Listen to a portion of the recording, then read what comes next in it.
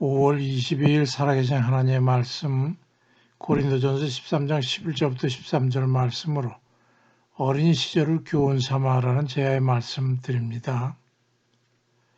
우리는 누구든지 어린 시절이 있습니다. 그것은 꼭 육체적 나이를 지칭하는 것만은 아니죠. 해당 지식이 적고 그래서 경험이 일천해서 판단도 결정도 신뢰할 수 없는 그런 모든 초입의 때를 통칭해서 표현하는 것이죠.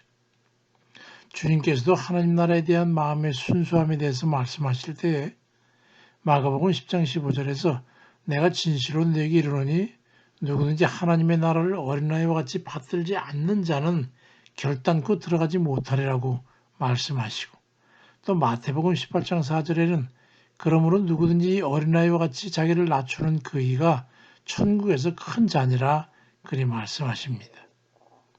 근데 사도 바울은 고린도서 13장 11절에서 내가 어렸을 때는 말하는 것이 어린아이와 같고 깨닫는 것이 어린아이와 같고 생각하는 것이 어린아이와 같다가 장성한 사람이 돼서는 어린아이와 일을 버려놓으라고 말씀합니다.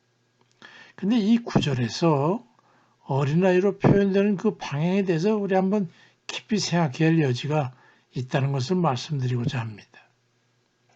어렸을 때는 말도 미숙하고 어려운 것은 깨닫지도 못하고 생각하는 것도 미숙한데 긍정적으로 보면 어려서 좋은 부모나 선생을 만나 말을 예쁘게 배우게 되면 좋은 언어 습관을 가지게 되고 난해하고 복잡한 것들은 미숙하지만 그래서 사물을 순수하게 받아들이는 것을 보면 편견 없는 흡수를 통해 올바른 성장을 기대할 수가 있고 생각하는 것도 미숙하지만 순수성을 가진 심령의 바탕 위에 선한 가치를 심을 수 있게 해서 희망을 갖게 될 수도 있다는 거죠.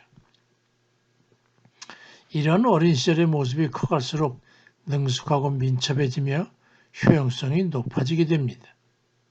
성장해가면서 부족한 것들을 탈피해서 언어의 유창함과 능변을 가질 수 있고 무한한 노력으로 지혜와 명철을 얻게 되기도 하고 합리성과 논리적인 그런 사고를 갖게 돼가지고 유용한 인적 자원이 되기도 합니다.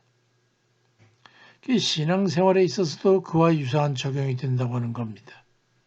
신앙생활 초입에 은혜로 접근하게 되면 성장할 때에 귀한 믿음의 사람이 되는가 하면 반대로 처음에는 잘 시작했으나 여러 가지 사유에 따라 나중에는 가시가 돼가지고 다른 성도들을 찌르고 교회의 걸림돌이 되고 가련 유다와 같은 이가 되기도 하는 겁니다. 그래서 연륜이 높아진다고 해서 모두가 바람직한 방향으로 성장하는 게 아니라는 거예요.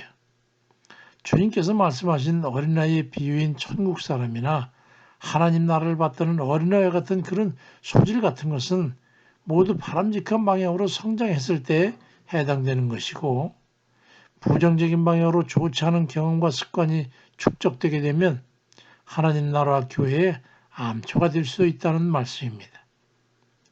그럼 나는 어떤 모습의 신자로 성장해 있는가 하는 겁니다. 가시가 무성한 나무로 자라서 주님 머리에 피 흘리게 하는 데나 사용되는 그런 가시관 재료로나 존재하고 있지는 않은지, 아니면 히브리 5장 12절에 때가 오래되었으므로 내가 마땅히 선생이 되었을 터인데 너희가 다시 하나님 말씀의 축복에 대해서 누구에게서 가르침을 받아야 될 처지니 단단한 음식은 못 먹고 젖이나 먹어야 될 자가 되었다고 하는 그런 처지에 이르러 있지는 않는지 그걸 우리가 알아야 할 것이라는 말씀입니다. 저도 항상 말씀 앞에 두려움을 가지고 있습니다.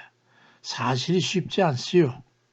하나님의 사람들과 교회에 방해가 되는 그런 두각만 남아있는 것은 아닌지 우리는 돌아보게 되는 것이죠. 우리는 모두 출발인 어린아이와 같았습니다. 항상 말씀과 인식과 기도에 깨어 있어서 세월이 갈수록 그리스도의 분량에까지 바르게 자라가는 그런 우리 모두가 다 되어지기를 주의 이름으로 축원드립니다. 아멘입니다.